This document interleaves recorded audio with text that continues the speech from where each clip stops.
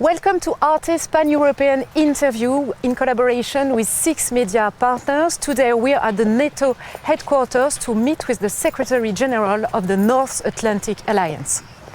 Goeiedag, Mark Rutte. Thank you very much for welcoming us here at the NATO headquarters in Brussels. Welcome. I'm here today with 2 colleagues, Philippe Renier from the Belgian newspaper Le Soir. Good morning. And Zoltán Molnár from the Hungarian news platform Telex. And so during the interview there will be also questions from other media partners. Very good. But my first question to you, Mr. Rutte, do you think it's possible that there is a peace agreement between Russia and Ukraine before the end of the year? It's difficult to predict because to get there you need also the Russians and it's always a bit unpredictable. What I do know is that the Americans and the Europeans and the Ukrainians are working day and night to get it done, making progress. A lot of work being done now on the security guarantees, as you know, to make sure that post a potential peace deal or a long-term ceasefire, Ukraine will stay strong. And the Russians will never try again to attack Ukraine. So that's all being worked on now. But let me not predict. I think it's very difficult to say. But the Russians are refusing any troop deployment in Ukraine as security guarantee.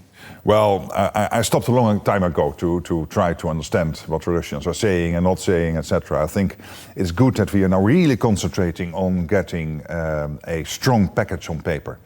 And of course, there will be compromises have to be made here. You cannot end a war without a compromise.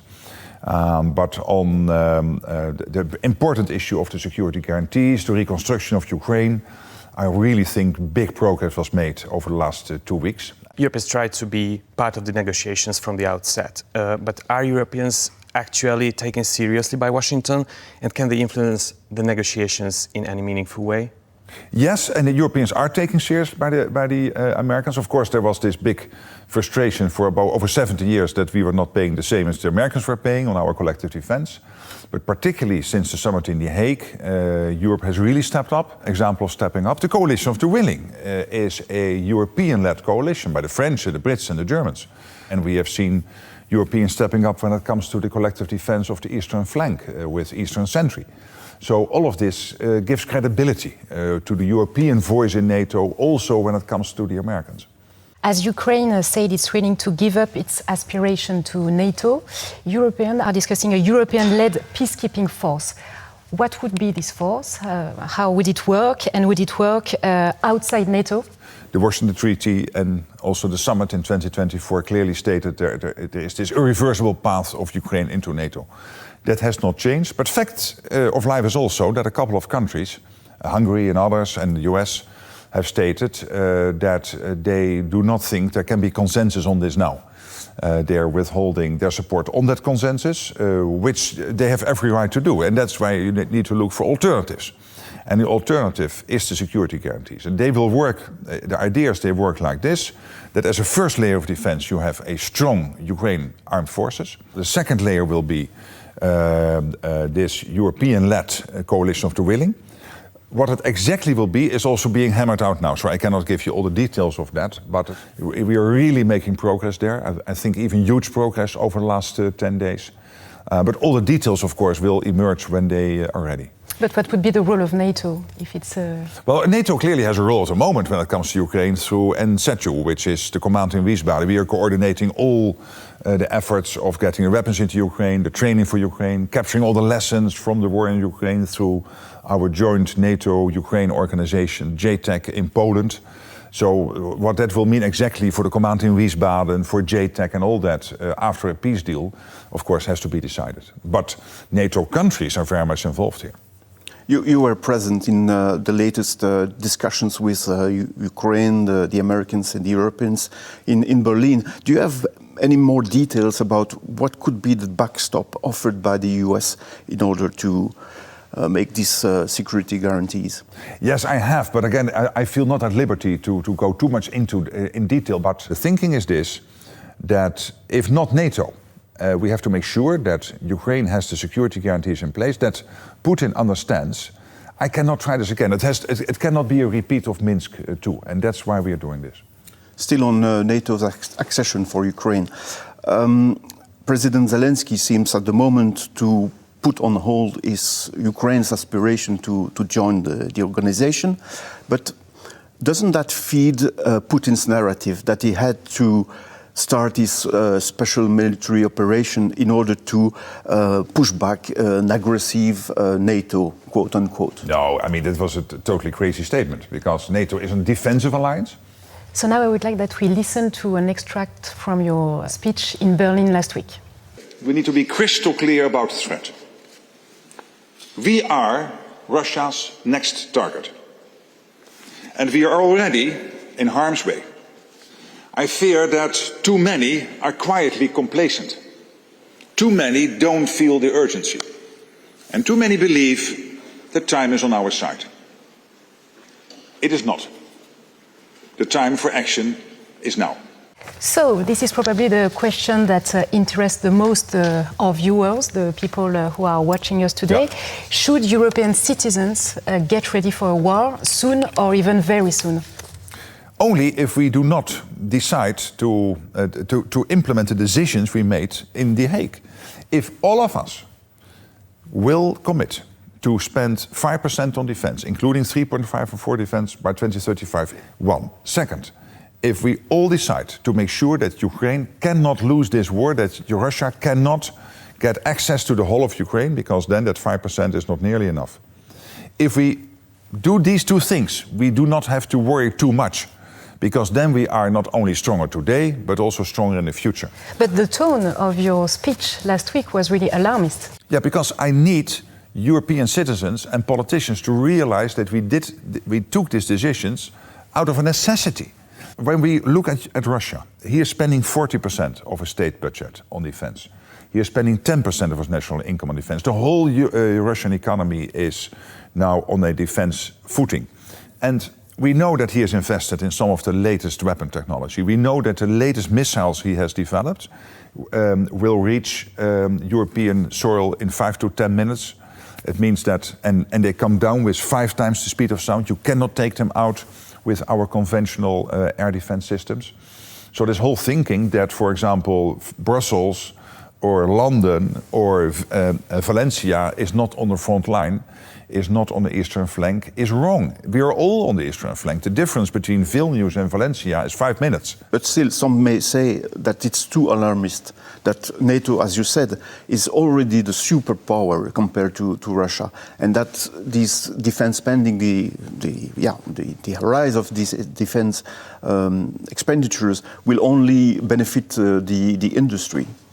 Well, so make sure that you spend it in such a way, like Belgium, by the way, is doing, and others, with your defense industrial base, that you spend it in such a way that you have a little bit of a defense dividend coming out of all these investments. Nothing is against that.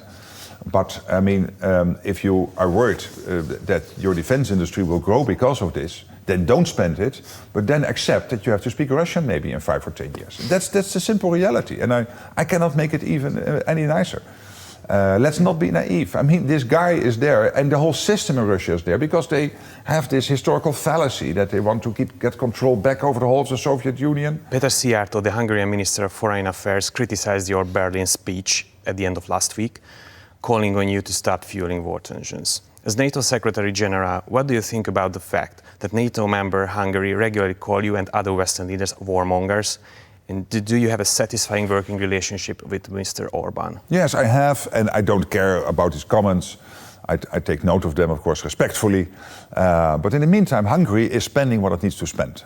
You are really an important ally when it comes to the defense of NATO. And we might not always agree, but that is why we are democracies. We can disagree. Let's talk about your relationship with Donald Trump. Since you became Secretary General of NATO, you maintained a quite friendly relationship with the President of the United States. Can you afford to maintain this friendly relationship with Donald Trump? Yeah, but it is rooted in something. It is rooted in the fact, yes, I like him personally because I know him from when he was in office as Trump 45 and I was Prime Minister of the Netherlands. But it is rooted in facts. And the fact is that thanks to Donald Trump, we are now on a trajectory, hopefully, to a peace deal on Ukraine. He was the only one who was able to break that deadlock with Putin. Secondly, he has been extremely clear to the other allies in NATO, hey, the US is completely vested into NATO, we are completely committed to NATO, but we have this expectation. Start to spend more and equalize with the US. And I think the NATO summit in The Hague was one of his biggest foreign policy successes. And we would never have gotten there without Trump. And that's why I think we can be happy with him being president of the United States. But what about the content of the national security strategy? Yeah, so one, complete commitment to the European security. Two, a complete commitment to NATO. So NATO has a direct security implication for the US itself, namely making sure that the US stays safe. So that's all in the NSS. But still in the NSS, there is also sort of, despite of the European Union, some support for far-right parties, populism and so on, which tries to divide us. And also the commitment, like the Secretary of War, Pete Hegseth, said here precisely at NATO in February, that the conventional defense of the old continent won't be offered by the US anymore. Yeah, not solely. And he was right. Europe has to step up, and we are stepping up. But the US has also made clear, when it comes to the nuclear, but also to the conventional defense of NATO territory in Europe, we will be there. So we have, as we speak, 85,000 US soldiers all over European NATO territory. That is a huge investment of the United States in NATO. What Pete Hegseth was saying, over time, you guys need to take more of that defense upon yourself, and he's right. That's only logical. Will that number remain the same, more or less? Well, I don't know what exactly will happen with the numbers. What I know is that with all the investments we are making at the moment, that some of these capabilities, some of these enablers, we can do ourselves, which is only logical, because the US also has to look what is happening, pivot towards the situation in the Pacific. And by the way, this is all connected, all these theaters. So if China would invade Taiwan, we all know that the chances are huge that Xi Jinping will call his junior partner Putin and ask him to keep us busy here. And that is why this is all connected. This is why the US is long-term invested in Europe. About the NSS, we have a question from our Italian partner, Internazionale. With the new NSS, can we say that NATO is finished and that your job is useless, Mr. Rutte? Well, to the contrary, I would say the NSS clearly stating save Europe, complete commitment to NATO, complete commitment to the working together within the alliance, together with Canada. I think all this makes NATO even more relevant. I have two interconnecting questions from our partners. The first is from IR from Latvia. Right. They asked that after a massive incursion of Russian drones into Poland's territory, NATO announced a new operation called Eastern Sentry. What have been the main results and challenges after 2 months?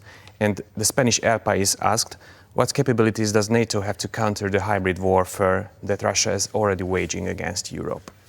We have seen extra capabilities and resources being supplied to the national eastern flank and to the collective defense of the eastern flank through NATO since Eastern Sentry was launched by many allies within NATO. And you have also seen the first deployments of drones and anti-drone technologies to make sure that we can defend ourselves better, learning from the war in Ukraine.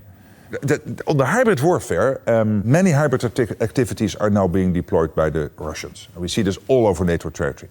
I can assure you that NATO collectively, and I cannot always tell you exactly what we are doing, but that we are sure, you can be assured that we do everything to protect ourselves and to discourage our adversary from continuing. Thank you very much, Mr. Rutte, for your time.